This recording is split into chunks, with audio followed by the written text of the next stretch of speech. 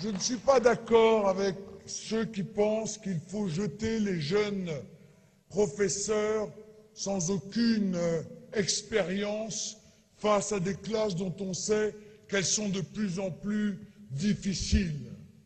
Évidemment, il faut qu'ils soient, pendant un certain temps, sous l'expérience, la responsabilité d'un professeur qui soit plus aguerri qu'eux. Mais il faut surtout qu'on forme les professeurs à rétablir et à imposer leur autorité dans les classes.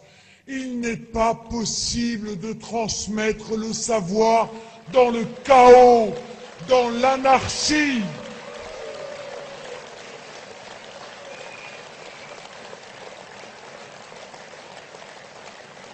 François Hollande veut 60 000 professeurs de plus. Mais à quoi sert d'embaucher 60 000 déprimés de plus?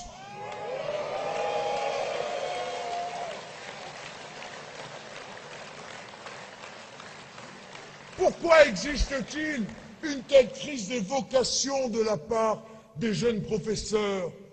Mais parce que les conditions de travail sont dans beaucoup d'endroits insupportables. Parce que les professeurs arrivent avec la peur au ventre à l'école, comme arrive d'ailleurs à l'école la peur au ventre beaucoup d'élèves. Parfois les bons élèves, parce que dans certains endroits, il n'est pas bon être le premier ou le deuxième de la classe. Il faut se le faire pardonner. Et quand on pense aux insultes, aux coups que subissent de plus en plus souvent les professeurs, on se dit que l'on comprend pourquoi les jeunes professeurs n'ont plus envie de rentrer pourtant dans ce si beau métier.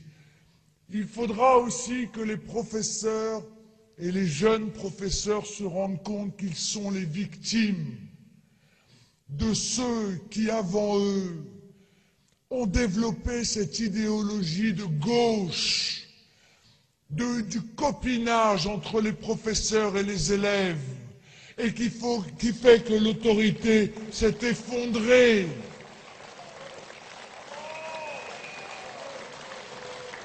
Il faudra que la hiérarchie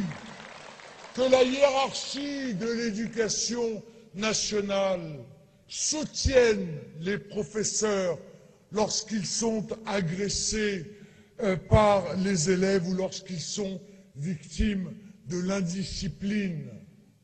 Et il faudra aussi avoir une tolérance zéro à l'égard des voyous qui sont dans nos écoles, qui brutalisent les autres et qui empêchent nos enfants de pouvoir étudier correctement.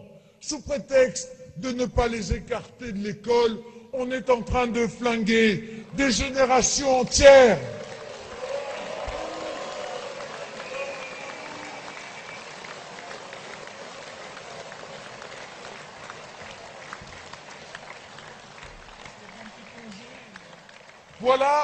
Voilà, chère Émilie, ce que je crois qu'il faut faire pour notre école. Et à ce moment-là,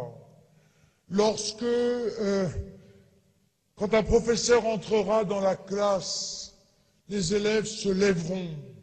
Lorsque le tutoiement d'un professeur sera interdit, lorsque des sanctions d'exclusion seront appliquées, quitte à créer des structures spéciales pour aller y faire continuer leurs études à ceux des élèves qui sont une perturbation quotidienne ou une terreur pour les autres, eh bien, à partir de ce moment-là, des jeunes professeurs à nouveau trouveront du bonheur à l'enseignement parce que l'on ne transmet que la foi que l'on a et l'on n'apprend pas bien quand on a peur.